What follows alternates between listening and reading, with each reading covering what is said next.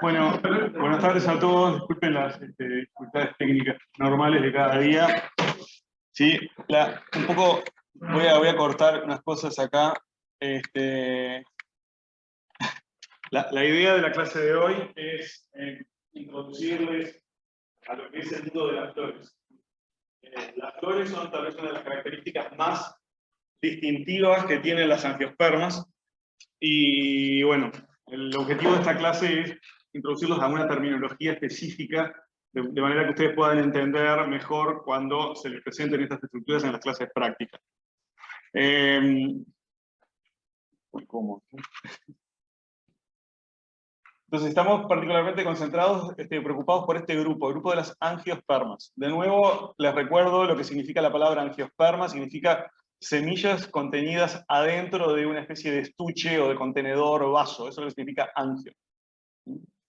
Y con ese término, básicamente que nos estamos refiriendo a los carpelos. ¿Sí? Los carpelos son esas hojas modificadas que encierran esas estructuras que van a ser las semillas. Entonces, para que pongan un objeto concreto en este momento, lo que les comenté la otra vez, un gajo de una naranja, eso es un carpelo. ¿Sí? Una naranja tiene varios gajos, tiene varios carpelos. Un tomate tiene solo 2 carpelos. ¿Sí? Una banana tiene 3 carpelos, ¿sí? Por ejemplo. Y una sandía tiene 3, ¿sí? Pero no se nota tanto, se nota más en un pepino que es de la misma familia. Flores, ya lo había comentado, acá en este caso está representada con una típica flor de una rosa. ¿Sí? Esta es una rosa salvaje, no es una de estas rosas comerciales que tienen una cantidad enorme de pétalos. La mayoría de los pétalos que tienen las rosas que se comercializan comúnmente no son verdaderos pétalos, sino que son estambres estériles. Y fíjense la cantidad de estas estructuras que están acá son estambres, y es otra parte importante de la flor, y en las rosas están modificados.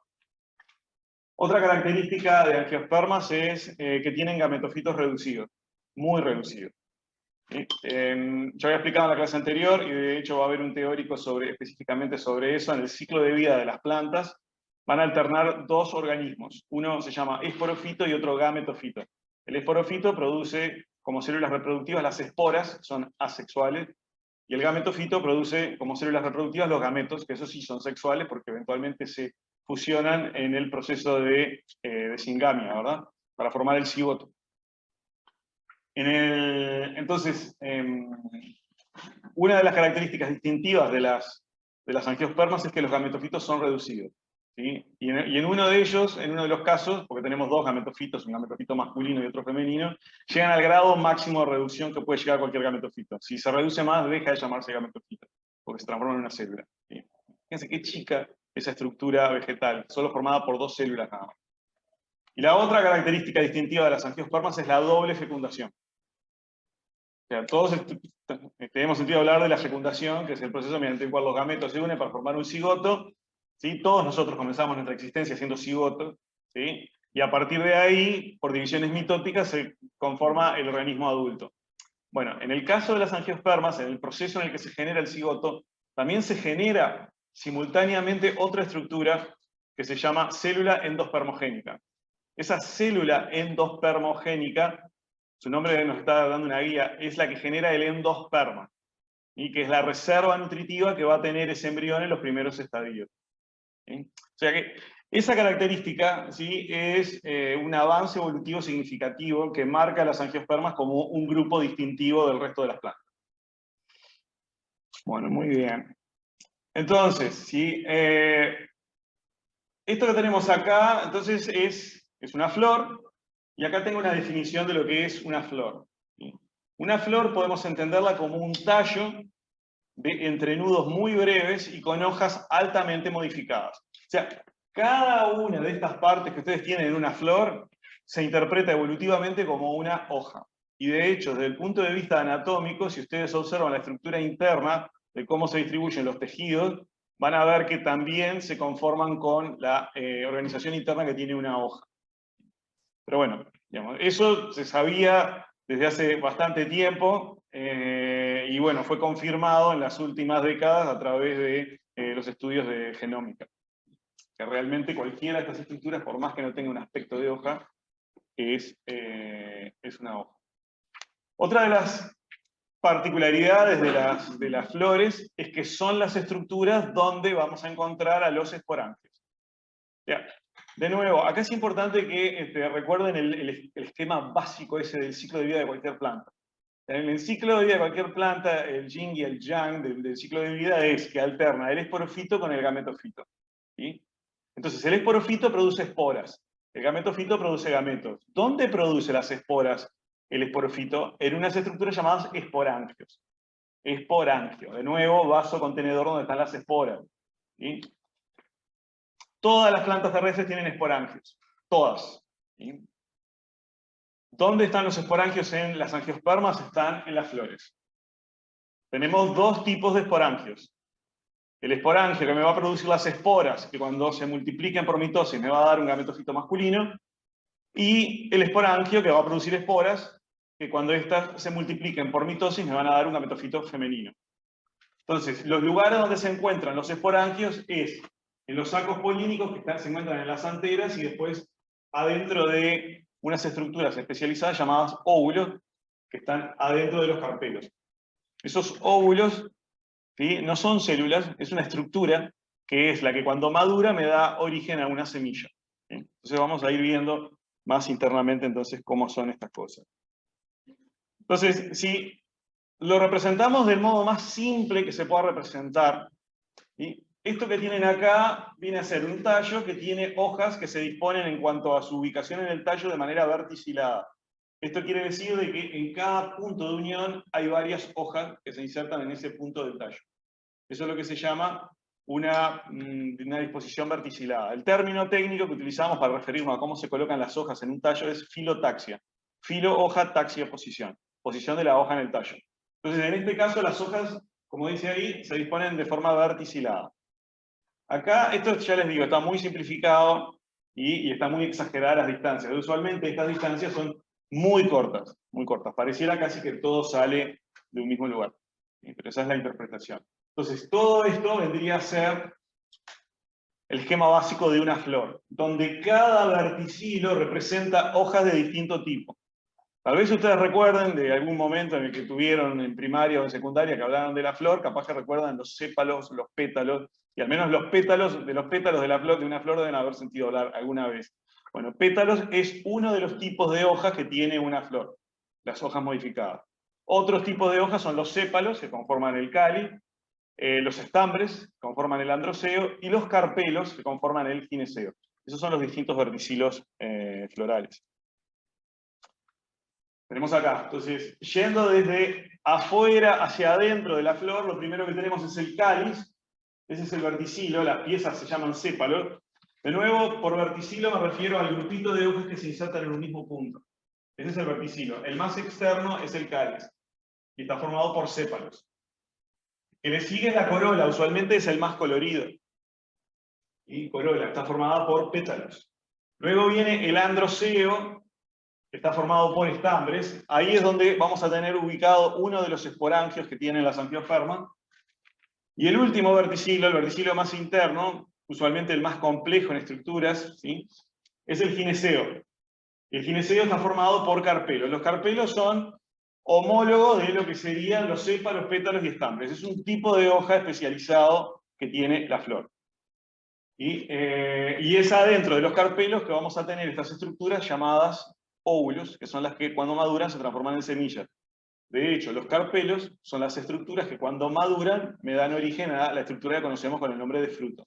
¿Sí? Entonces ven que en este verticilo más interno es donde se gesta una de las estructuras más características también de las angiospermas, que son los frutos, con las cuales ustedes seguramente también están acostumbrados a escuchar eso, ¿sí? Ni hablar que cuando consumen las plantas. Entonces esto es una caricatura, si se quiere, pero un poco más realista que el esquema minimalista anterior que les había presentado, que muestra un esquema en corte longitudinal. De nuevo, un corte longitudinal es un corte que es paralelo al eje del órgano, que muestra la estructura básica de una flor típica. Una flor que llamamos monóclina. Este es un término acuñado por el célebre naturalista sueco Carlos Linneo, el que deben haber sentido nombrar, ¿sí? A él le debemos el sistema de nomenclatura científica que utilizamos, binomial, que se sigue utilizando aún en el presente, y él acuñó este término, monóclino, que significa una cama. Y Linneo fue famoso porque fue el que popularizó de alguna manera el conocimiento de que en las plantas podían darse procesos de reproducción sexual. Y equiparó partes de las flores con hombres y otras con mujeres, y habló de las flores como camas, donde las plantas celebraban el acto de matrimonio. Entonces, por eso el nombre de monóclino. Y ese es un término que persistió en la historia. Entonces, una flor monóclina es una flor donde en el mismo eje va a tener la parte productora de polen como la parte que va a generar la semilla. Es donde van a estar los dos esporangios. O sea, una flor monóclina es una flor donde tenemos los dos tipos de esporangios. En la naturaleza existen algunas flores, algunas plantas que tienen flores con los estambres en una flor y los carpelos en otra flor. Esas se llaman flores diclinas. Y esa distribución a su vez puede darse en una misma planta o en plantas diferentes. Y es por eso que a veces dicen, no, que se necesita una planta macho y una planta hembra. La terminología masculino y femenino, muy difundida en la literatura, no es correcta por la sencilla razón de que todas las estructuras que tienen que ver con androceo y gineceo son, desde el punto de vista genético y estructural, la misma cosa, ¿sí? Las formas son distintas porque se están expresando genes distintos, pero la información es la misma. Entonces, evitamos referirnos con esa terminología, pero ustedes tienen que saber que en la literatura está ampliamente difundido el uso de esa terminología. Pero es importante enfatizar el hecho, porque una de las características más distintivas de las plantas terrestres es esa alternancia de generaciones, esa existencia del gametofito y del esporofito. Y si nosotros llamamos, cuando usamos términos, son exclusivos del gametofito, como masculino y femenino, para referirnos al esporofito, estamos desechando una de las características más significativas que marcan a las plantas terrestres como grupo natural. Por eso la insistencia en eso. Entonces, en este esquema de la flor monóclina, tenemos esta estructura que tienen acá, que viene a ser el pequeño tallito que sostiene a la flor, a la planta. En el ápice ese tallito se ensancha un poco y a eso le llamamos receptáculo. Y es en esa estructura llamada receptáculo que se insertan todas las flores, todas las piezas florales. Empezando por los sépalos, luego los pétalos, estambres y carpelos. Entonces acá está señalado un sépalo, luego tenemos un pétalo conformando la corola, luego tenemos un estambre conformando el androceo. Fíjense que en este caso el estambre está representado por una parte delgada, que es el filamento, y una parte más ensanchada, que es la antera. Es en la antera donde están los esporangios. Y luego tenemos el gineceo.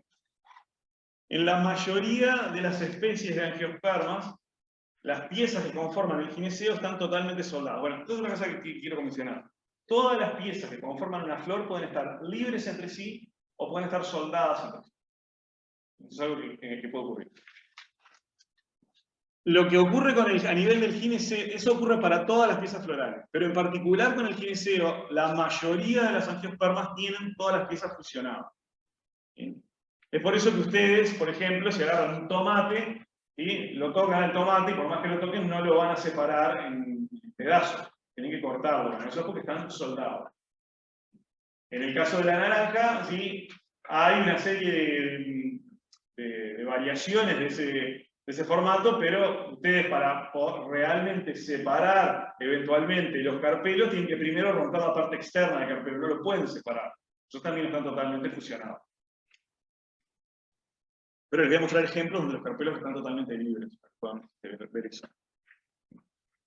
Entonces, de nuevo, adentro de esa estructura formada por los carpelos fusionados, de que vamos a tener los óvulos, los precursores de las semillas, y ahí es donde vamos a tener justamente el esporangio, ¿sí? el otro tipo de esporangio. O sea, un esporangio aquí, otro tipo de esporangio aquí. Fíjense que este verticilo más interno, el gineceo, está conformado por piezas denominadas carpelos. Pero exteriormente, como los carpelos muchas veces no son visibles, no hablamos de, mira, acá está este carpelo, este otro carpelo. Usualmente lo que se hace es caracterización de toda la estructura desde un punto de vista topográfico, y se distinguen básicamente que 3 regiones. La basal, que es donde están los óvulos, que se llama ovario. Una apical, que se llama estigma. Acá es donde van a caer los granos de polen, donde se dan las relaciones de interacción entre el grano de polen y la planta. Y luego el estilo, que es algo que conecta el estigma con el ovario. Y entonces, estigma, estilo y ovario, esas son las 3 regiones del gineceo. A veces a estos 3 términos se les aplica el término colectivo de pistilo. El pistilo es un término derivado del latín que significa mazo de mortero. Entonces, por el parecido que tiene esta estructura con lo que es el mazo de un mortero.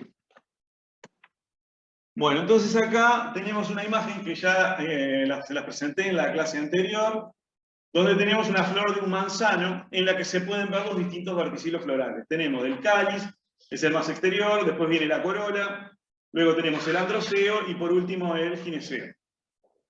Observen otra cosa interesante, siempre están alternando las piezas florales. Fíjense que el pétalo está entre dos, está un poquito más adentro, pero está entre 2 sépalos.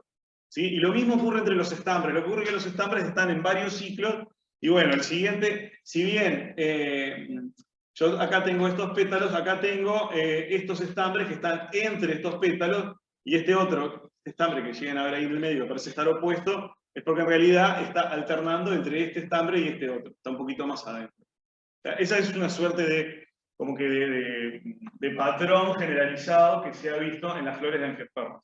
Eso siempre ocurre. Y cuando se viola ese patrón, y eso ocurre porque se interpreta que faltan, ¿sí? Que se han perdido algunas de las hojas y eso determina que se ven como opuestas. Y son características importantes para identificar a las plantas.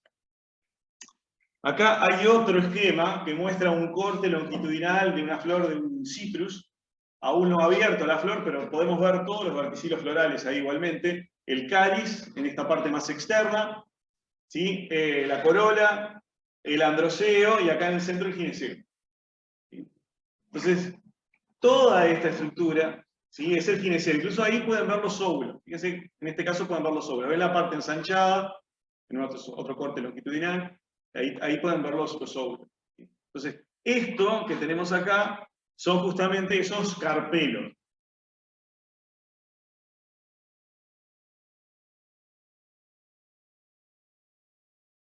Esas hojas modificadas que se encuentran en los óvulos, y de nuevo, perdonen que lo repita cada rato, pero así va quedando claro eso. Esas son las estructuras que cuando maduran dan origen a las semillas.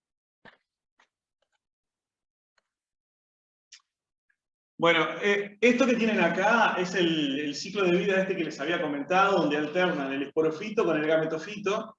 Entonces el esporofito en los esporangios, por meiosis, produce las esporas.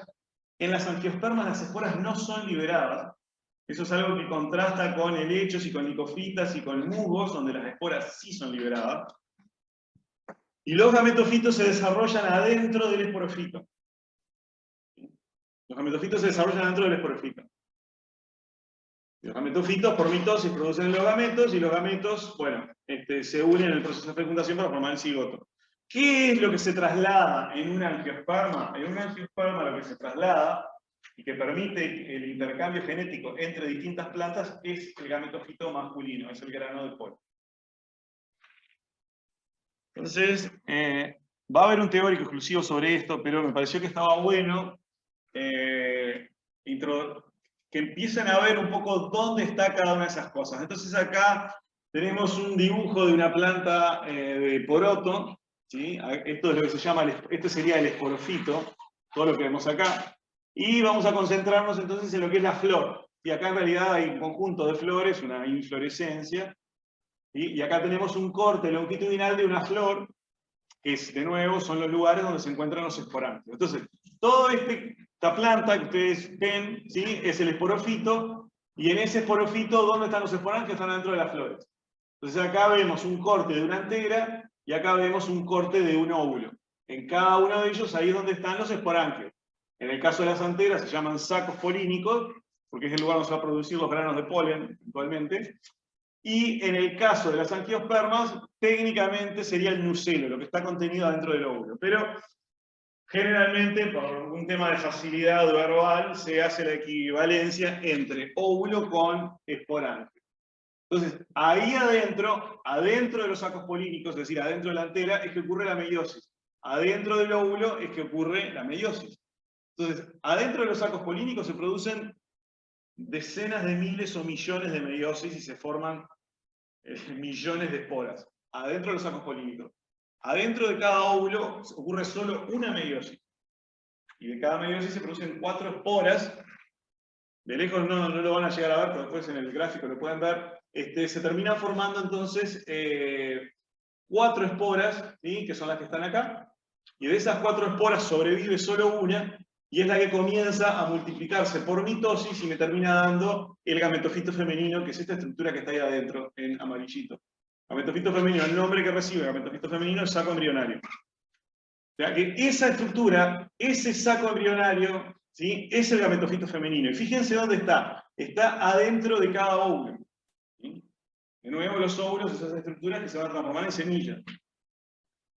¿Qué pasa con el gametofito masculino? Bueno, adentro de los sacos polínicos entonces se producen muchas esporas y la espora comienza a dividirse. La célula, o sea, una espora es una célula, ¿sí? Pero se empieza a dividir y se divide adentro de la pared de la célula. Entonces no incrementa su tamaño, pero aumenta la cantidad de células. En el instante en que esa célula que está dentro de la espora se divide por mitosis y pasa a formar una estructura con 2 células, en ese momento deja de llamarse espora y pasa a llamarse gametofito masculino o grano de polen.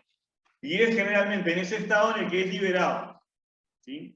Por eso no se liberan esporas, lo que se libera es un gametofito. Entonces, esto que tienen acá son granos de polen o gametofitos masculinos, y una de las células del grano de polen produce un tubo, que es el que penetra todo ese gineceo que habíamos visto, porque tiene que llegar a estos óvulos. Eso es lo que está pasando aquí. Entonces, una vez que este tubo, ¿sí? El tubo es una célula que crece longitudinalmente. Una cosa notable. Por eso se llama, el tipo de reproducción esta se llama sifonógama, porque funciona con una especie de sifón. Entonces, el grano de polen emite un tubo que tiene que atravesar el tejido vegetal hasta llegar a ¿dónde? Hasta llegar al gametofito femenino. Y ahí descarga 2 gametos y producto de esa descarga se me hacen las 2 fecundaciones. Una forma el cigoto, que va a dar origen al embrión, y la otra forma el endosperma. Acá tienen un corte anatómico, esto es un gametofito femenino. Ahí están marcadas todas las células. Son tan pocas células que cada célula tiene un nombre diferente. Imagínense lo reducido y lo pequeño que está. Por brevedad no voy a aplicar los nombres. Acá tenemos el caso del gametofito masculino, otra situación única en la vida sobre este planeta, porque esto que tienen acá, bueno, este es el grano de polen, ¿verdad? O gametofito masculino. Con dos células. Tenemos una célula muy grande, que es esta que está acá. Este es el núcleo, este es el citoplasma. Y esta es otra célula, ¿sí? Otra célula eucariota que está metida dentro de esta otra. Tal vez hayan sentido hablar de cloroplastos, mitocondrias, como que se originaron a partir de bacterias, el proceso de endosimbiótico que metían bacterias dentro del cuerpo de una célula eucariota. Bueno, acá tenemos una célula eucariota metida dentro de otra célula eucariota. Eso es una cosa única. Y es una de las características distintivas del gametofito masculino en angiospermas. Eso es gametofito masculino. Bueno, entonces, resultado de la doble fecundación es la producción del endosperma. ¿Sí? Ese tejido nutritivo que le va a dar las reservas nutritivas a el nuevo embrión. Y en nuestro caso, todos los días estamos comiendo el resultado de esa doble fecundación. ¿Sí? Porque este pan que ven acá fue elaborado con endosperma de una semilla de trigo. ¿Sí? O sea que ahí todos los días, cuando se comen un bizcocho, si se comen una tostada, eso es por la doble fecundación que ocurre en las angiospermas. Acá tienen, todos estos son en realidad frutos que contienen, cada uno de ellos contiene una semilla. Vulgarmente se le dice a eso semilla, pero técnicamente es un fruto que tiene solo una semilla, donde la mayor parte de ese tejido es justamente el endosperma. Acá tenemos un corte longitudinal, el dibujo de lo que es un grano de trigo, ¿sí? Donde tenemos la cubierta del fruto, después la cubierta de la semilla, acá está el embrión. Esto es lo que se va a transformar en la planta adulta de trigo. Y todo esto que ven acá es el tejido que se desarrolla a partir de esa doble fecundación. Una fecundación genera esto, la otra fecundación genera esta estructura, ¿sí? El endosperma. Entonces, las flores... ¿Alguna pregunta de eso? ¿Entendieron todo? ¿Sí? Bien. No, siéntanse con la libertad de hacerme preguntas si algo no entienden, ¿sí? Digamos, me sorprendería que entiendan absolutamente todo, no porque sean cosas complejas, ¿sí? Son cosas muy simples, pero hay que llevar este registro de qué pasa, dónde, qué término, y de muchas cosas, ¿sí? Así que no tengan miedo ni vergüenza de preguntar.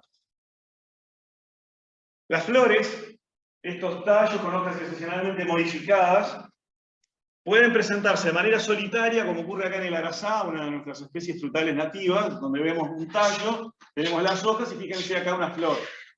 Acá y acá otra flor. Acá podemos ver el cáliz, ahí vemos la corola, ahí vemos el androceo. No se llega a ver aquí aún el gineceo, pero bueno, ahí se intuye la parte del ovario.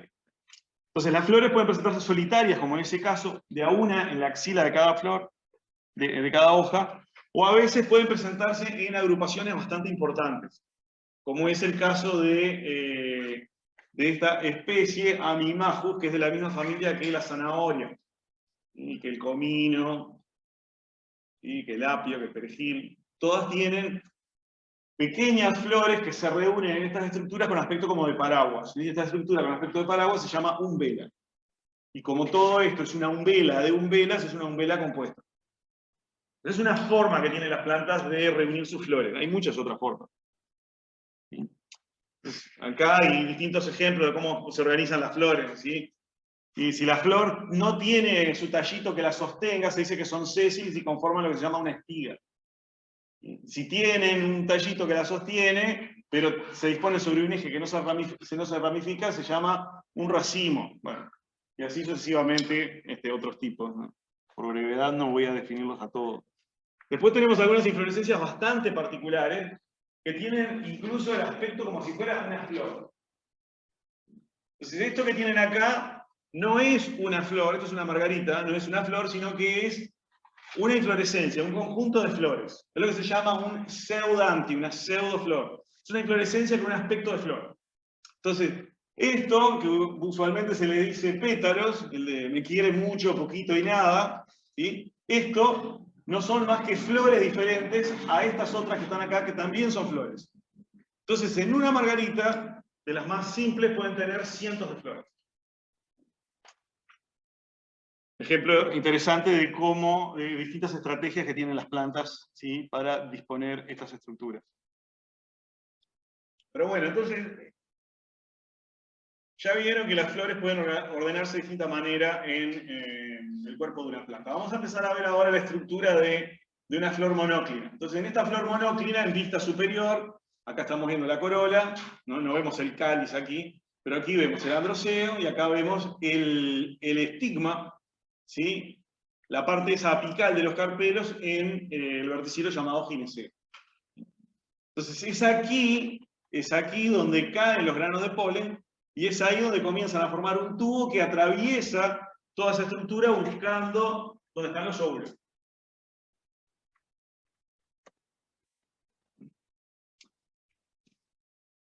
Todo eso que habíamos estado viendo eran situaciones de flores monoclinas. Esto sería de los esquemas análogos para lo que son las flores diclinas, dos camas, siguiendo la terminología linneana. Entonces acá tenemos una flor que se llama flor estaminada, donde vemos que el gineceo está ausente. Puede haber a veces restos de gineceo que no sean funcionales. Después tenemos lo que son las flores pistiladas, donde tenemos el androceo ausente. Flor estaminada, flor pistilada. Esto, ya les digo, en la literatura muchas veces se refiere como flor masculina y flor femenina.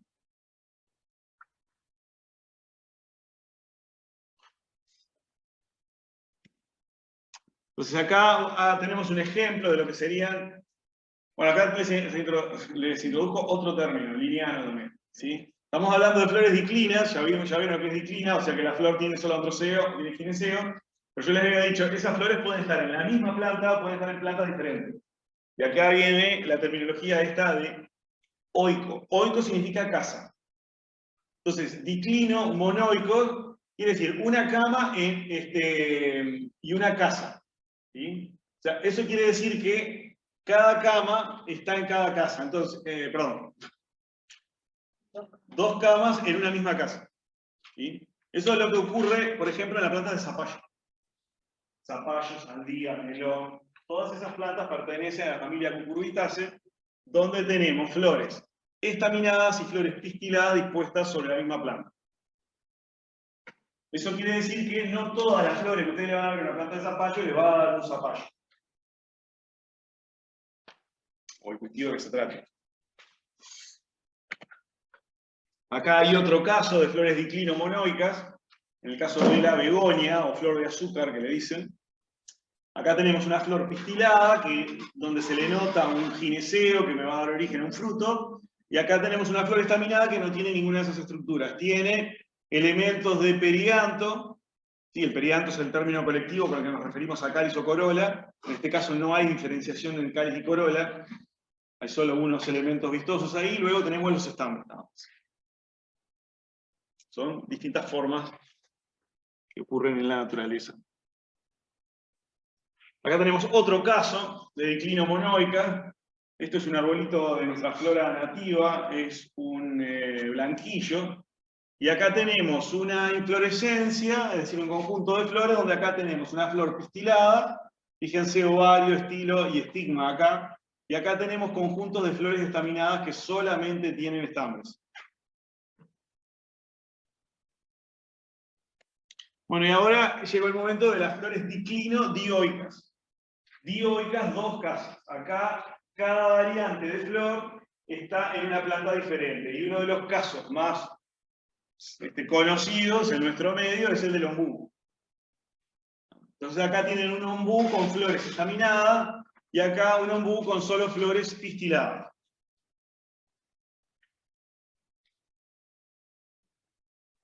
Esa es una característica sumamente distintiva de esa planta. Algunas plantas, por más que sus flores son monóclinas, el grado de desarrollo que tienen las flores las hace comportarse como flores, como plantas diclino-dioicas. Porque cuando madura el gineceo no está maduro el androceo en una planta, y en otra planta ocurre al revés. ¿Sí? Eso ocurre, por ejemplo, con las paltas. ¿Sí? A veces dice que no, que tengo que tener un palto hembra y un palto macho para... No hay ninguna diferenciación de esa naturaleza. Aparte que, de nuevo, no debemos usar esa terminología. Cada planta de palta va a producir palta siempre y cuando tenga otra planta. El tema no es que le falta la estructura, es el tema que hay una maduración diferencial. Es otra variante, ¿sí? Unas variantes más temporales. Esto es estructural, esto no hay tiempo que valga, esto es estructural. Pero hay algunas plantas que generan, que desarrollan una estrategia similar, variando los tiempos de desarrollo de androceo o gineceo. Bueno, otra de las características que a veces queremos ver en flores es la simetría floral. Esto es, cuando vemos a la flor en vista superior, ¿cuántos ejes de simetría podemos trazar? Entonces, si miramos a la flor en vista superior y podemos trazar más de un plano de simetría, estamos hablando de una flor actinomorfa, con una simetría como de estrella. Si podemos trazar solo un plano como este, tenemos una flor zigomorfa, o de simetría bilateral. Y hay algunas flores que no tienen planos de simetría, que son flores irregulares. Las razones por las cuales las flores son irregulares varían entre distintas flores. La cuestión es que no podemos trazar un eje de simetría. Y esas son caracteres que se utilizan para la descripción de las flores. Entonces acá tenemos el caso de una flor actinomorfa, ¿sí? Esto es de una frambuesa. Entonces pueden ver que podemos trazar distintos planos de simetría, de manera que me quedan 2 mitades iguales. En esta flor, ¿sí? De una acacia mansa, ¿sí? De bañado, una plantita muy común en zonas húmedas de nuestro país, con unas flores bastante llamativas, ven que la flor puede trazar solo un plano de simetría. Y después tenemos cosas como esta, por ejemplo, en el caso de la achira, donde no podemos hacer ningún plano de simetría.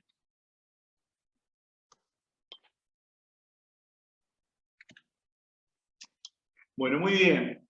El receptáculo en muchas flores se presenta como ese esquema que les mostré al principio, como un leve ensanchamiento en el ápice del pedicelo, pero en algunas otras flores puede tener un desarrollo ulterior. Entonces, en función de cómo se desarrolla ese receptáculo y cómo interactúa en particular con el ovario, es que se definen una serie de situaciones en las flores. ¿Sí? Y este es un carácter muy importante. El carácter que se denomina posición del ovario. De nuevo, cáliz, corola, androceo, gineceo. Gineceo con esas tres regiones, ovario, estilo y estigma. Entonces, es muy importante cuando uno estudia flores ver cuál es la posición del ovario con respecto a los demás verticilos florales. Y eso solo se determina de manera inequívoca haciendo un corte longitudinal. Y bueno, ustedes lo pueden ver y lo ven súper claro, capaz que no tienen que hacerlo, pero en situaciones donde está la duda, siempre hay que hacer un corte longitudinal.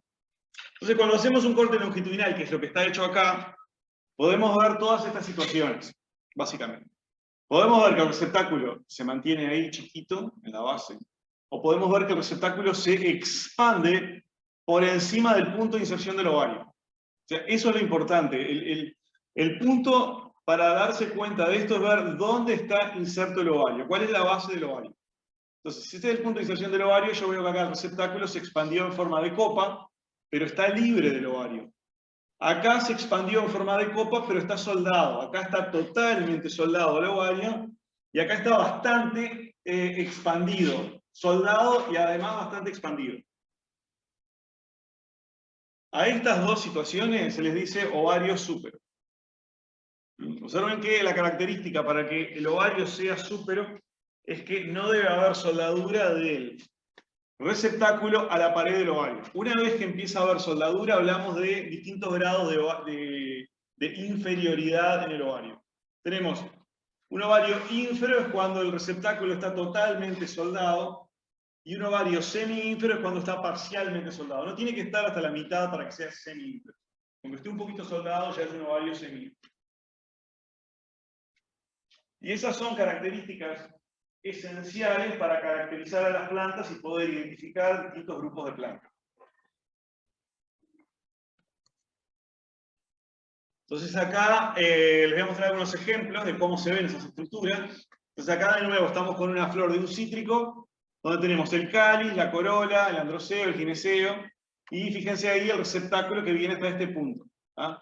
Tenemos el pedicelo acá y el receptáculo expandido en el ápice, una formita como de un pequeño domo, y acá están insertos todos los verticilos florales. Y en este caso, el ovario está por encima de todos ellos. Eso es un caso clásico de un ovario súper. Acá tenemos de nuevo la flor de la manzana. Acá vemos el ovario, lo identificamos porque encontramos los óvulos ahí adentro, pero fíjense lo que está ocurriendo acá. Cáliz, corola, androceo, todo está naciendo de arriba del ovario. Y el ovario este no lo vemos libre de los demás tejidos, está como fusionado. Este es un típico caso de ovario ínfero.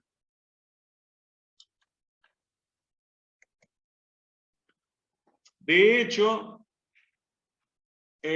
lo que nos comemos cuando comemos la manzana no es ni siquiera el fruto botánicamente hablando, sino que es ese receptáculo adherido a las paredes del ovario. Eso es lo que se desarrolla. Entonces, esto vendría a representar la situación de la manzana, y en la mayoría de las plantas, entonces, el fruto, lo que definimos botánicamente como fruto, es el ovario maduro. Pero en algunas plantas, ese ovario maduro va acompañado de algunas estructuras accesorias. Y en algunos casos, esas estructuras accesorias son las que consumimos, como es el caso de la manzana. En el caso de la manzana, lo que nos comemos es este receptáculo que cuando se expande por encima del punto de inserción, no les comenté, se llama hipanto o hipantio. Eso es lo que comemos en la manzana. El fruto, botánicamente hablando, es una estructura cartilaginosa que está en el centro y usualmente se descarta y no se come. Es lo que le dicen el hueso de la manzana. Que no es tanto un hueso, pero el corazón de la manzana. Allá, el corazón. El hueso es el de... Es decir, flor de hueso. Pero interesantemente el hueso del durazno sí es parte del fruto. Bueno, acá tenemos otro caso, ¿sí? Estas son unas plantas nativas que se desarrollan en arenales, como pueden ver ahí, y lo que tenemos acá es un tallo que repta. Esto que ven acá son las hojas, en la axila de la hoja es donde tenemos usualmente las flores, acá tenemos la flor, y el ovario está acá. Y tenemos todo este tubo que es el hipanto. Fíjense, cáliz, corola y androceo están naciendo de ahí arriba. Este es un caso notable de un ovario excepcionalmente ínfero y con un receptáculo que no solo está adherido a las paredes del ovario, sino que se extiende y forma este tubo enorme. Este tubo mide como 8 o 9 centímetros de largo.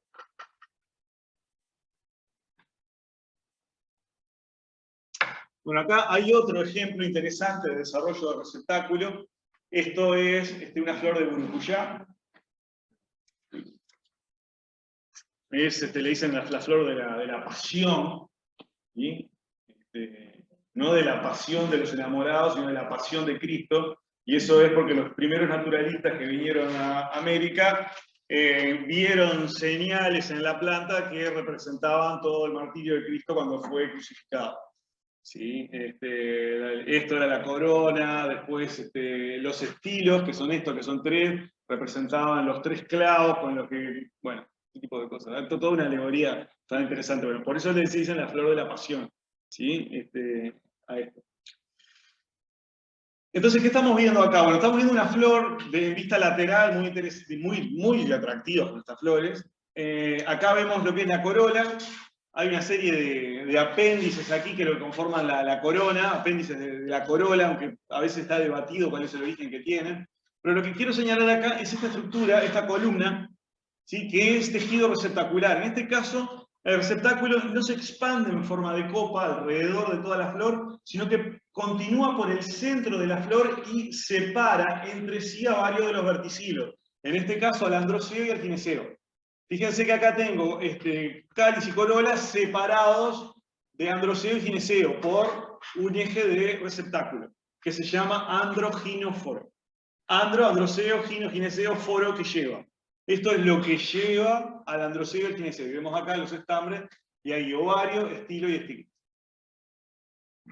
Un caso interesante de desarrollo de receptáculo. En algunas flores, como esta, no diferenciamos cáliz y corola, y ahí no hablamos de perianto, sino de perigonio. Y las piezas no son ni pétalos ni sépalos, sino que se llaman tépalos. Entonces podemos ver acá 3 elementos externos, 3 elementos internos. Usualmente, cuando ustedes ven flores con esas características, eso les está marcando el grupo taxonómico del que estamos hablando. Ese es el grupo de las monocotiledones. Y usualmente se presentan en números de 3 o múltiplos de 3 las piezas florales. Acá tenemos otro ejemplo de flor, donde podemos ver el cáliz y la corola. En este caso, tanto cáliz como corola tienen las piezas fusionadas. Fíjense, los sépalos están fusionados en la base como formando un tubito, y lo mismo los pétalos. Los pétalos también están formando una estructura que parece una trompeta.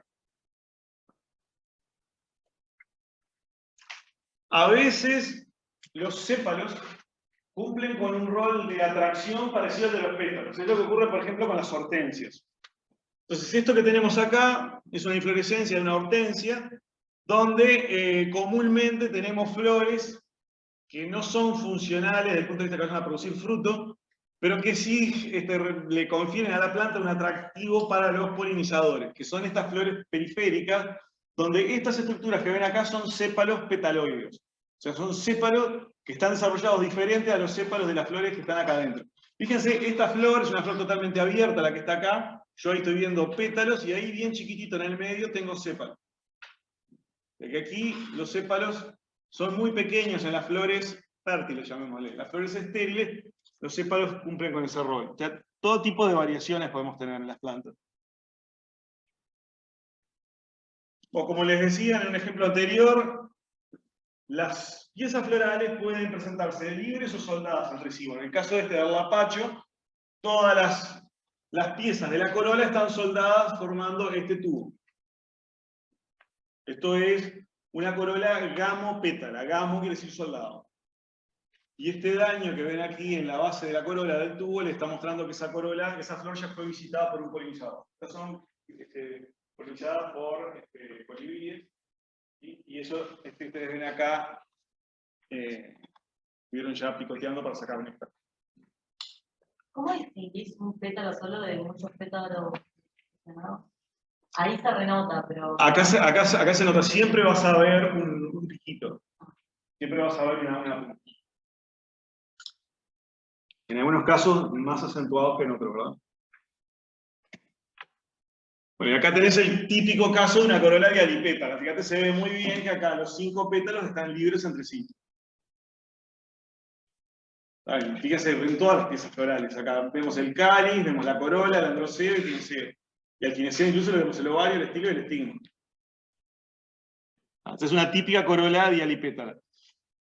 Usualmente, para las corolas dialipétalas no existe una terminología de tipos de corola, de tipos morfológicos de corola. Se habla de la forma individual de cada pétalo.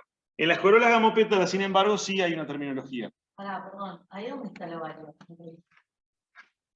El ovario es esta pelotita que ves acá abajo. Lo estamos mirando desde arriba. Esto es el ovario, acá tenés el estilo y acá tenés el estigma. No siempre es tan evidente, pero en este caso se ve muy bien. Entonces, estos son algunos de los ejemplos más típicos de formas de corolas gamopétalas. Tiene forma como de tubo, uniforme, se le dice tubulosa. Si tiene forma de campana, campanulada. ¿Sí? Si tiene forma de embudo, infundibuliforme. Esto con forma de urna, bien ensanchada abajo y con la apertura más angosta. Corolas labiadas, hay algunas corolas que se le notan como dos lobos marcados que parecen una boca, por eso se dicen labiadas. Y esto, bueno, es un ejemplo de algo más parecido a un embudo todavía, pero un tubo bien finito que se expande abruptamente. Eso se llama hipocrateriforme. Digamos, esto, por ejemplo, las labiadas es lo típico que ustedes van a ver en un romero, en una albahaca, en un orégano. Eso es bien típico de ahí. Las campanuladas hipocrateriformes están en plantas como la familia del boniato, por ejemplo. Ahí se ve bastante eso. ¿Sí? La rosadita que vimos hoy, que te pregunté por los pétalos justo fusionados y no fusionados, ¿qué sería? Sería más como infundibuliforme, sería una cosa así. Porque tenés un tubo que se ensancha gradualmente. Se ensancha gradualmente. O sea, vos tenés que agarrarte de cuáles son las características de cada una de estas variantes. ¿Sí? En este caso tenés un tubo delgado que se ensancha abruptamente. Acá se ensancha gradualmente. ¿Sí? Acá se ensancha gradualmente, pero bueno, acá es bastante más fino en la base que el otro caso. Y acá tenés un caso de una corola labiada. Es una corola zigomorfa con aspecto de boca. Bueno, mirá, se ve muy bien el cáliz, acá tenés la corola y estambres, ahí se ve el estilo y las dos ramas estigmáticas. Y acá ves los dos lobos de la corola, los dos labios.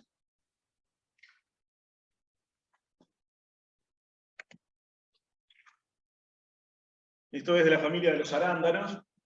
Es una de nuestras dos especies nativas y acá ves la corola en forma de urna. Incluso acá podés ver el cáliz. Ves cáliz y ves corola. Y fíjate, ahí se ve el estilo que está en el lápiz. Y acá se había caído la corola, acá se cayó la corola. Y fíjate, tenés el cáliz y acá tenés todo el gineceo en el centro. Tenés ovario, estilo y estigma. Cayó corola con androceo. Y en esta planta el androceo está soldado a la corola en la parte basal. Por ese tubito es por donde va a entrar el polen. Claro, el polen queda acá, fíjate que se nota como mojado, pegajoso, el polen cae acá y empieza a producir el tubo por adentro de todo ese tejido buscando justamente donde están los esporangios que están acá, el otro tipo de esporangios. Pero ahí esa planta está mirando para abajo. En esta planta la disposición de las flores está como cayendo ahí. Entonces como que ese tubo tiene algo que... No, el tema es que pensá esto, el tubo digamos, no cae por gravedad o se dispone por gravedad. es una célula que está creciendo de tamaño y a los efectos le da tanto lo mismo crecer para abajo que para arriba. Aparte pensar las plantas cuando crecen hacia arriba obedeciendo a la fuerza de gravedad. Lo mismo pasa ahí. Esto es una manera diferencial que tiene la planta de ponerla a la flor como una adaptación al tipo de polinizador en particular. Estas son polinizadas por unos insectos que hacen unas vibraciones y hace que se caiga el polen arriba de ellos cuando visitan la flor. Bueno, acá está el caso de esta enredadera. ¿Sí? Este en particular es un arbusto, no es una enredadera, pero esta familia es típicamente de enredadera. Capaz que las han visto en terrenos baldíos, con flores violetas, bastante comunes. Bueno, acá tiene una típica corola infundibuliforme, con forma de infundíbulo, que es embudo. Acá una corola hipocrateriforme, ¿sí? Con un tubo muy delgado que se expande abruptamente. Acá la corola rotácea, una corola con forma de rueda, y es una corola gamopétala, pero que no forma un tubo, que está como aplanada. Esta es la típica corola de una planta de tomate, una planta de berenjena, una planta de papa. Estas son flores de una maleza que se llama revienta caballos, es una especie nativa nuestra. Entonces, las corolas dialipétalas, ya les digo, típicamente no tienen el nombre de la corola, como vimos en todos estos casos, sino que se habla de la forma de los pétalos, y podemos tener pétalos que no estén diferenciados entre sí, y bueno, describiremos la forma de cada pétalo, pero hay algunas corolas donde los pétalos son tan particulares que han recibido nombre. Un caso concreto de eso es el de la familia de las leguminosas. La familia de la cual pertenecen los porotos, la soja, el ceibo, el ibirapitá, ¿sí? Las tipas, esos árboles enormes, tan comunes en toda la ciudad de Montevideo, tienen flores con esa morfología. Que es esto que vemos acá. Donde cada flor tiene 5 pétalos, uno muy grande que se llama estandarte, 2 laterales que se llaman alas y otros 2 que están fusionados apicalmente que conforman la estructura llamada quilla. Si ustedes se fijan en una flor de un ceibo van a ver las mismas estructuras. Unas partes más desarrolladas que otras, pero van a ver las mismas estructuras. Bueno, esta es una flor que se le dice papilionada, una flor con aspecto de mariposa. Y después tenemos flores que tienen perigonio poco vistoso, donde el cáliz y la corola están muy poco desarrollados, son verdosos, no son muy atractivos, que eso es lo que ocurre, por ejemplo, en la familia de los pastos. ¿Sí? La familia económicamente más importante en todo el mundo, ¿verdad? ¿Sí? Es la familia del arroz, del centeno, del trigo, del maíz. ¿Sí? Todas las grandes civilizaciones del mundo se desarrollaron en torno al cultivo de especies de esta familia. ¿Sí? De hecho, digamos, no me canso de decir esto, pero se cree que estamos sentados hoy acá con un lápiz viviendo y con la capacidad de pensar, porque en algún momento, debido al surplus alimenticio que generó el cultivo de estas plantas, el ser humano pudo dejar de no tener que salir a cazar y buscar alimentos y se pudo poder agarrar una rama y empezar a pegarle a una piedra y empezar a crear herramientas y pensar. ¿Sí? Todo eso se debe a plantas como esta. Entonces, esto que tenemos acá son los distintos elementos del perigonio, ¿sí? Que en este caso tiene el aspecto como de folioso, ¿verdad? Y el resto de la flor lo vemos ahí adentro. Fíjense, se ve muy bien el androceo aquí, y ahí se llega a ver el gineceo. Y estas son flores que aún no han abierto. Y muy pronto van a empezar a salir todas estas flores de los pastos, así que van a poder verlas. Son muy reducidas. Bueno, esto ya lo vimos. Esto.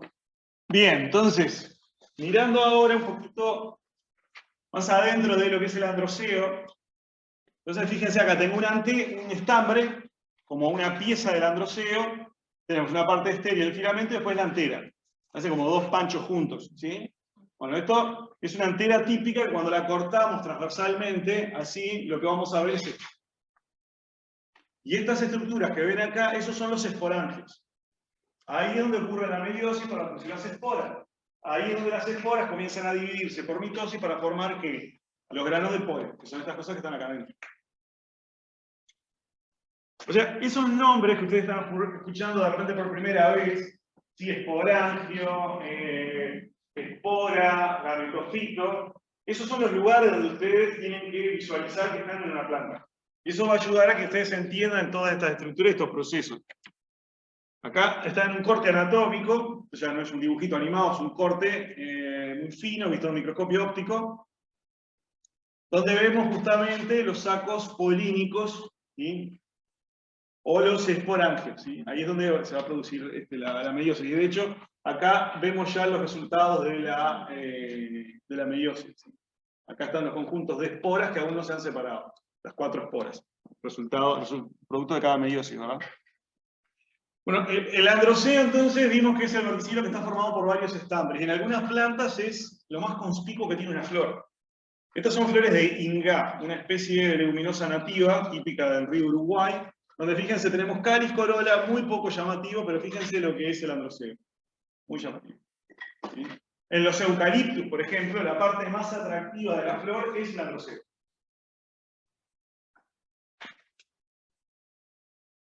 Una cosa que le dicen limpiatubos también, que es de la misma familia que el eucaliptus, lo más atractivo es el androceo.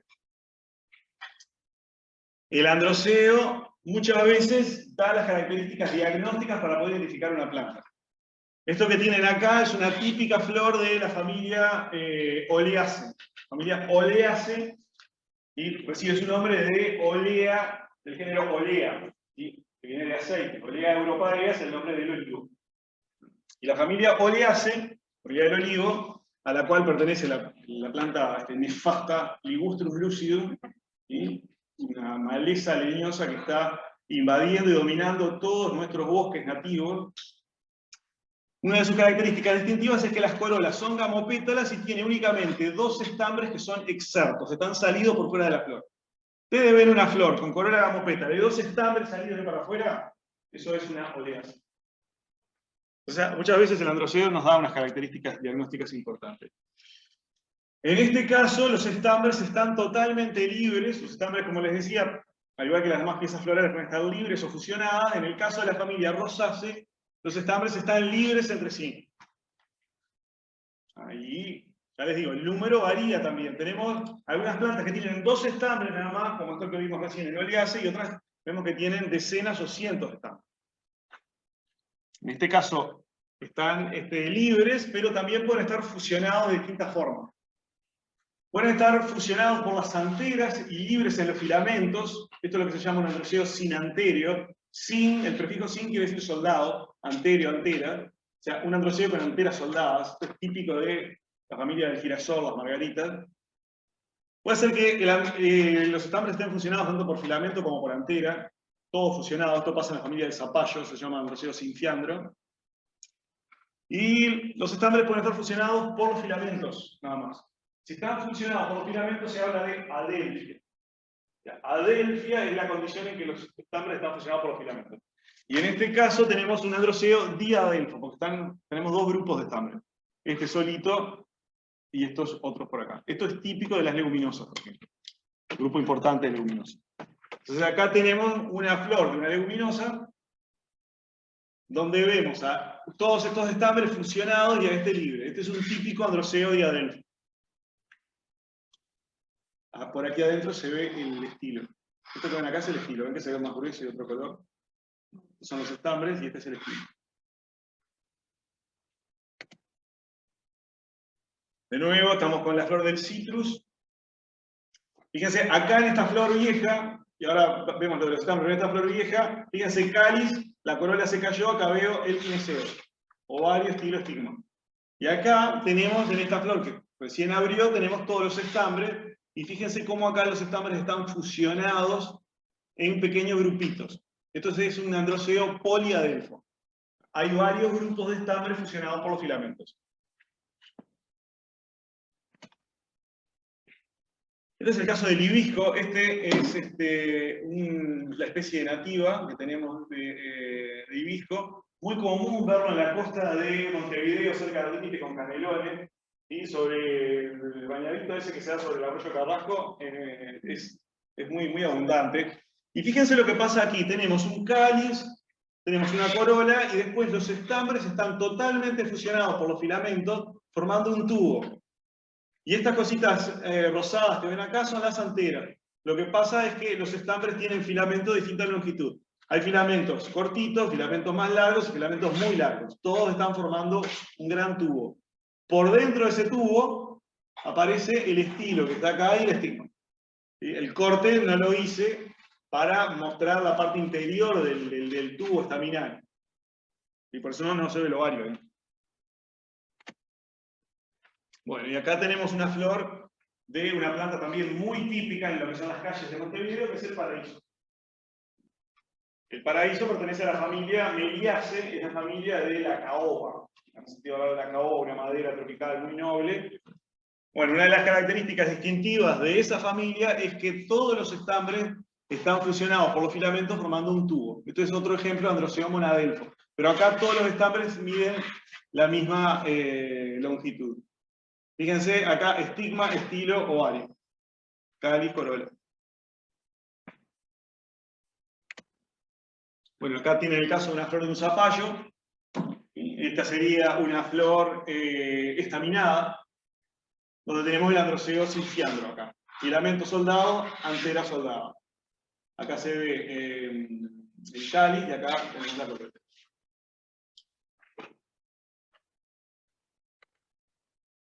Y acá tienen el caso del Androseo sinanterio. Esta es una achicoria, esta es la familia de las compuestas. Entonces lo que estamos viendo acá son una cantidad de flores muy próximas, esa inflorescencia llamada seudantio. Y esto que ven acá es el androseo. Fíjense, los filamentos están libres ahí, pero las anteras están fusionadas. Por ahí adentro va el estilo y acá tienen las ramas estigmáticas. Están llevando todas esas cositas blancas que están llevando son las ramas del polen.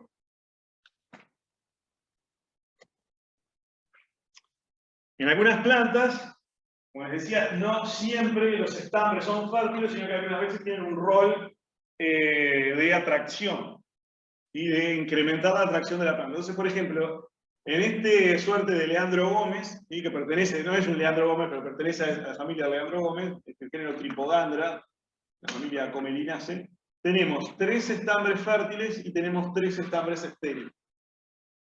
Están como unos trajes de fiesta. Generar mayor atractivo visual para los polinizadores.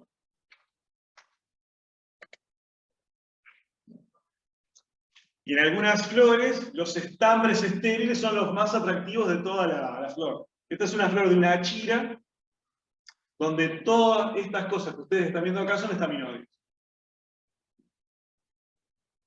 Solo hay un estambre fértil que tiene solo la mitad fértil, que es esto que estamos viendo acá.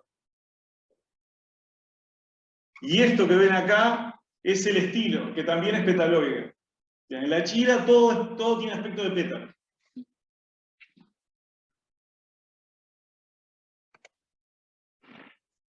Una de las cosas que vemos en estambres es la forma en la que se abren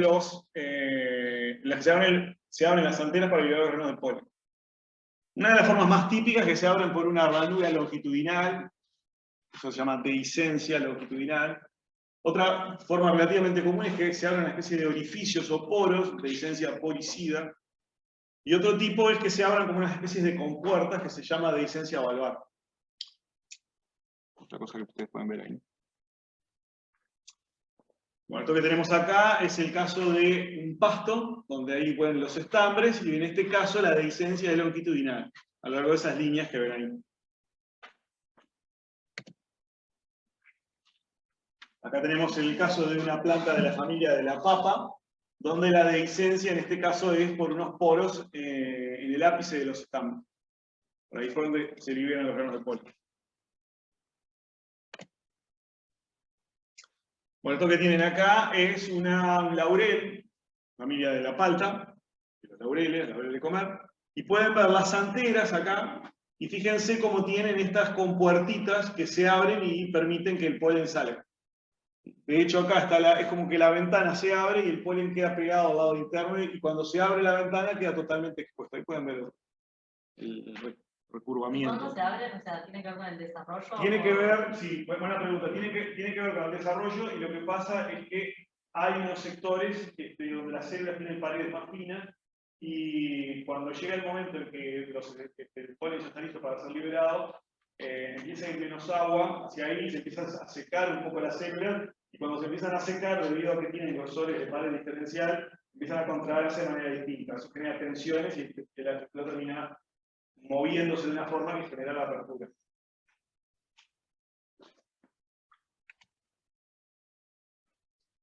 El polen muchas veces se libera de manera individual, si cada grano de polen es una cosa individual, o a veces puede generarse en polinias, que es lo que ocurre, por ejemplo, en las orquídeas. Esto que tienen acá es una flor de una orquídea, ¿sí? Estos son distintos miembros del perianto. De hecho, fíjense, estos tres que están acá son los tres miembros externos, y después esto, y este otro enormemente desarrollado son los tres miembros internos. ¿Sí? Muy elaboradas y estructuradas las flores de las orquídeas, y esta estructura que ven acá es el androceo y el gineceo totalmente fusionado. Es una cosa muy particular. Y en las orquídeas, los granos de polen, que se producen por millones en cada flor, se liberan de manera conjunta. Van todos juntos asociados al mismo polinizador. Y acá tienen una abeja, ¿sí? A la que... ¿es una abeja, esto? ¿Sí? A la que se le pegó, ¿sí? Justamente esa polinia. Esto que ven acá es una estructura accesoria, ¿sí? Y acá está el grupito donde están todos los granos de polen. Entonces imagínense, cuando eso llega al estigma de una orquídea, van a tener millones de tubos polínicos que están desarrollándose por el estilo, ¿sí? Para ir a fecundar eventualmente a todos los millones de gametos femeninos que van a estar adentro del ovario. Es otra de las maneras de liberar los granos de polen. Bueno, y ahora llego a la última parte, que es la caracterización del verticilo más interno, que es el gineceo. Entonces, de nuevo, acá tenemos esta flor en la que podemos diferenciar muy claramente el ovario, el estilo y el estigma. Esto es lo que llamamos gineceo. Y cuando se presentan de esa manera, a toda la estructura se le dice pistilo. O sea, pistilo es el conjunto de estigma, estilo y ovario. Entonces acá lo tenemos en un corte longitudinal. Entonces el ovario lo reconocemos porque es el lugar donde tenemos los óvulos.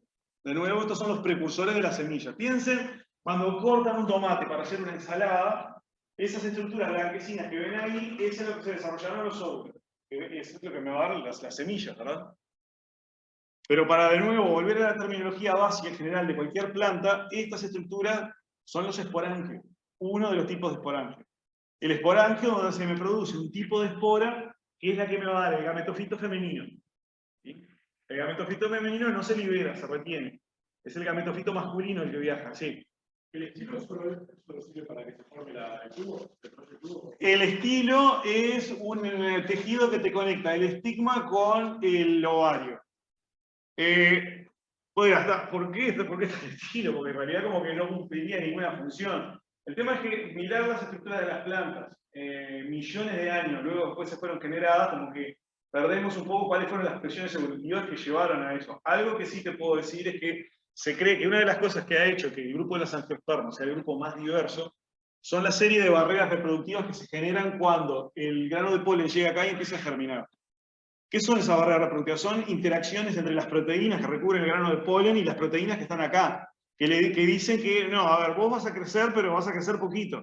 Si sos un polen que sos de otra especie, ponele. Y de esa manera, cada especie cuida su pool de genes. Pues si se empiezan a mezclar entre cosas, se les arma un desbarajuste. Igual hay mucha promiscuidad entre las plantas y eso te determina un poco la diversidad. Pero se cree que todo este pasaje del tubo de polen a través de este tejido permitió que se generaran barreras reproductivas. Porque, digamos, si vos por variaciones, por mutaciones, ¿sí? Por distintos agentes, pero sobre todo por uso ultravioleta, se te genera una variante, pero si esa variante no la aislás reproductivamente de otra, como que empieza a difundirse y no se genera esa identidad única. Entonces, digamos, en el curso de la evolución, las plantas como que se están generando variantes y al mismo tiempo se están generando como que aislamiento reproductivo. Cada planta especializada en un determinado nicho ecológico y en explotar un determinado tipo de polinizador.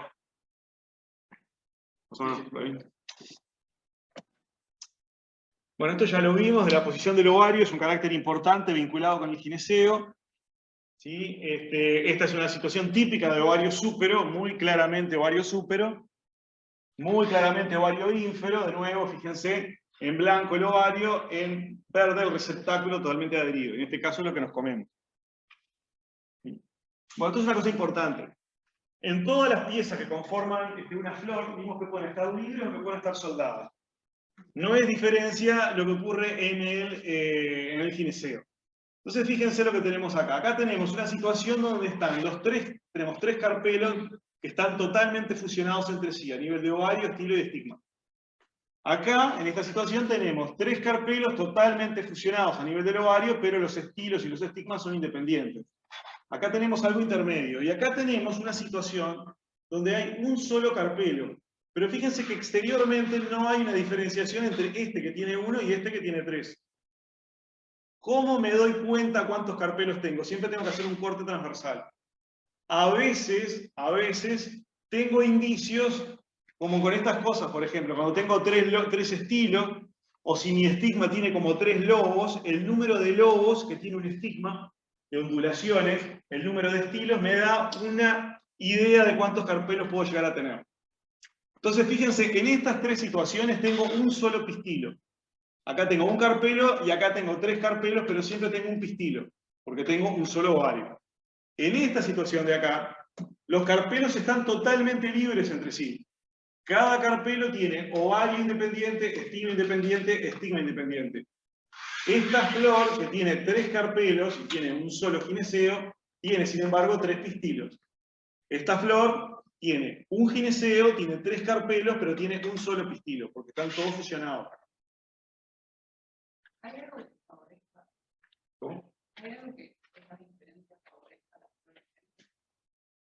Son distintas estrategias que tienen que ver con la reproducción. A veces es para asegurarte que vas a tener más tipos de polinizadores que puedan llegar. Si de repente todos tus granos de polen llegan por el mismo estigma y hay un polinizador que se para ahí, como que te va a tirar todos los granos de polen en un mismo lugar de repente. Son estrategias como para maximizar un poco, captar toda la mayor diversidad que puedan tener. Al menos eso es lo que creemos. Entonces acá tenemos un ejemplo de un estilo, y fíjense lobos estigmáticos, 5 lobos estigmáticos. Me están dando una idea de que tengo 5 carpelos. Bueno, acá los carpelos totalmente fusionados, acá le coloqué una línea negra para marcarlo, siguen una sola estructura, ¿sí? El pistilo, ¿vieron? Con forma bien de mazo de mortero. En este caso, carpelos parcialmente fusionados, totalmente a nivel del ovario, pero los 3 estilos totalmente libres y obviamente los 3 estigmas totalmente libres, en el burucuyá. Y este es un caso muy interesante, es una flor de frutilla, donde todos los carpelos están totalmente libres. Entonces vemos el cáliz, acá, corola, androceo, y todas estas cosas que ven acá son todos los carpelos. ¿Sí? Están totalmente libres entre sí. Acá ven la frutilla desarrollada, ¿sí? Y esta estructura roja que ven es tejido receptacular, es el receptáculo de la flor, que se expande en forma de domo. Cada una de estas cosas son los carpelos. Fíjense, acá ven el ovario, el estilo y en la puntita el estigma. Eso lo pueden ver con lupa si se compran una frutilla y lo ven, porque no se le cae el estilo a cada uno de esos carpelos, lo pueden ver muy bien. ¿Sí? Esa es una frutilla salvaje, que es una frutilla chilena, ¿sí? Que es de la cual se obtuvo el material genético para toda la frutilla que se consume en todo el mundo, ¿sí? Que es un híbrido en realidad. Bueno, esta es ya una comercial, pero ven que se ve las mismas estructuras. Ovario, estilo y estigma. O sea, en este caso, todo esto es un pistilo. Es un carpelo y un pistilo. Imagínense la cantidad de carpelos que tiene una frutilla. ¿Sí? Cientos. Este es otro caso, esto es Spirea cantoniensis, es una planta utilizada como ornamental, le dicen coronita de novia. Y vemos acá la flor con un corte longitudinal, cáliz, corola, androceo, y fíjense el gineceo. Todos los carpelos libres entre sí. Ovario, estilo, estigma. Entonces la frutilla en sí misma, ¿qué sería? La semilla. La frutilla, ¿vos decís lo que te comés? Sí. Lo que te comés es el receptáculo. El tallito ese que te sostiene a todo el resto de la flor, en el caso de la frutilla, se expande en forma de domo. O sea, todas las flores no son iguales. ¿Cuál sería el fruto?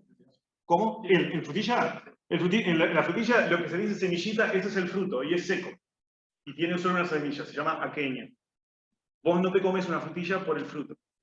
Te comes una frutilla por el receptáculo. Es un patrón bastante común en la familia Rosaceae, que es a la cual pertenece la frutilla, la manzana, el membrillo, la pera, muchos frutales. Bueno, acá tenemos otro ejemplo. Este es un gineceo en corte transversal en este caso. Y fíjense qué bien que se ven los carpelos acá. Acá tengo un carpelo, otro carpelo, otro carpelo, otro, ¿sí? 1, 2, 3, 4, 5, 6, 7 carpelos. ¿Sí? Cada carpelo se fusiona consigo mismo en el centro, en este caso, porque hay distintas formas en que los carpelos pueden fusionarse entre sí. Y generan cavidades internas que se denominan lóculos. Entonces, en función de cómo se fusionan entre sí los carpelos, es que vamos a tener distintos tipos de organización interna del gineceo. Entonces, el número de carpelos, acá tenemos este caso de una naranja, el número de carpelos solo ustedes lo pueden determinar en un corte transversal. Porque fíjense, si yo corto una naranja longitudinalmente, voy a ver 1 o 2 carpelos. ¿Eso quiere decir que tiene 2 carpelos? No, porque cuando yo la corto transversalmente veo que tiene 1, 2, 3, 4, 5, 6, 7, 8, 9, 10 carpelos. O sea, la determinación del número de carpelos tiene que ser un corte transversal. ¿Y es característico de cada planta? ¿O Sí, la cantidad de carpelos que tiene. Tenés algunas plantas donde tenés un cierto rango, pero algunas es bien distintivo que tienen 1, que tienen 2, que tienen 3, 5. Ya cuando empezás a tener un número como de 10, puede haber cierta variación. O sea, en citrus podés tener desde 5 o 6 a tener 12 o 13 carpelos. Capaz hay uno más incluso. Entonces, este es un carácter mayúsculo que se llama placentación. ¿Qué es la placentación? La forma en la que se insertan los óvulos. De nuevo, los óvulos son las estructuras que se van a transformar en semillas. En la estructura donde están los esporangios. Pueden decir que son los esporangios, el otro tipo de esporangios. Entonces, fíjense, esto que tengo acá es un carpelo, este es otro carpelo. Lo mismo acá. Un carpelo, otro carpelo y otro carpelo. Entonces, esa fusión puede ocurrir de esta forma, de manera que se genera una sola cavidad, como esto que vemos en la figura del centro, o puede ser que los márgenes de los carpelos se imaginen y se unan por el centro del gineceo, y de esa manera se generan tantas cavidades como carpelos tenemos. Entonces, cuando ocurre esto, que es la figura de la izquierda, tenemos una placentación axial, porque se genera una suerte de eje en el centro del ovario, en la cual se van a encontrar en los óvulos. Esto es una placentación de tipo parietal, porque los óvulos están insertos como en las paredes del ovario. Esto es, por ejemplo, lo que tienen en un pepino, lo que tienen en un melón. ¿Han visto que cortan el melón y está hueco? Y que las semillas están como en las paredes, adentro. Bueno, ese es un típico caso de placentación parietal. Lo mismo es con el burucuyá. Si compran un burucuyá, van a ver, lo parten al medio, van a ver que hay un hueco adentro. La sandía es lo mismo, pero en la sandía no hay un hueco. ¿Por qué no hay un hueco en la sandía? No hay un hueco porque el tejido que se desarrolla en los puntos de unión del margen carpelar, que se llama placenta, que es tejido parenquimático, básicamente protruye y ocupa todo el centro del ovario. Entonces lo que nos comemos en una sandía es placenta, básicamente. El tomate sería axial. El tomate es axial. No tenés 3 carpelos, tenés 2 carpelos. En un tomate cherry, ¿verdad? O un tomate perita. Un tomate de ensalada tiene unos falsos tabiques, ¿sí? Entonces vas a ver como que parece que hubieran más carpelos, pero en realidad no, son solo 2 carpelos. O sea que hay falsos tabiques. Entonces, bueno, acá tenés un tomate cherry, básicamente. ¿Sí? 2 carpelos, ¿sí?, que se unen por sus márgenes. Este es el margen del carpelo. Esto está así. Y acá se genera ese tejido parenquimático que llamamos placenta, y acá donde están los óvulos. Son los lóculos. Las cavidades internas. Esta situación que tenemos acá. Es esto mismo. Más carpelos. En este caso, la familia de los hijos. kiwi. Ah, no. El kiwi, excelente. El kiwi es un caso notable donde tenés decenas de carpelos. Todas esas rayitas que ves son una enorme cantidad que están marcando los límites entre los carpelos. Exacto. Si vos pensás en el kiwi, es muy parecido a esto. Muy buen ejemplo. Bueno, esto es placentación parietal. No hay invaginación, no hay generación de varias cavidades, es una sola cavidad. Esto es lo que ocurre, por ejemplo, en el zapallo, como les decía. Y de hecho, acá está un burucuyá. Entonces, fíjate, acá tenés un carpelo, otro carpelo y otro carpelo. Los óvulos siempre se insertan en los puntos de unión de margen carpelar. Se insertan siempre ahí. Fíjate la cavidad interna ahí. Lóculo. Y cuando tu gineceo consta de un solo carpelo, no le queda más remedio que los óvulos estén en esta parte de la pared. Pero a esto no se le llama parietal, se le dice marginal porque está de un lado.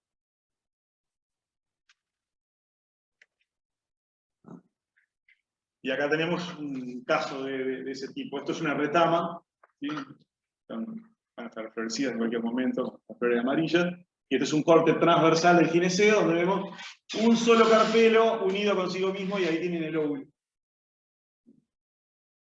Entonces, para ver estas cosas, ustedes tienen que munirse de unas hojitas de afeitar, ¿sí? Y agujas hipodérmicas. Esas son las mejores agujas de disección. Salen chaucha y palitos, son filosas en la punta, pueden hacer cortes, microcortes. ¿Las agujas con las que te das instrucciones? Esas agujas las compras en la farmacia y con eso son herramientas de disección excelentes. Y creo que esto es la última diapositiva que tengo. No es otra cosa que una introducción a lo que es la morfología floral. Hay un video que cubre todo esto un poco más calmadamente, que pueden ir y volver. ¿Sí? Ari lo va a poner disponible. Y bueno, si tienen dudas, le preguntan a ellos o pueden mandarme a mí. Encantado de responderles preguntas a todos los que están interesados.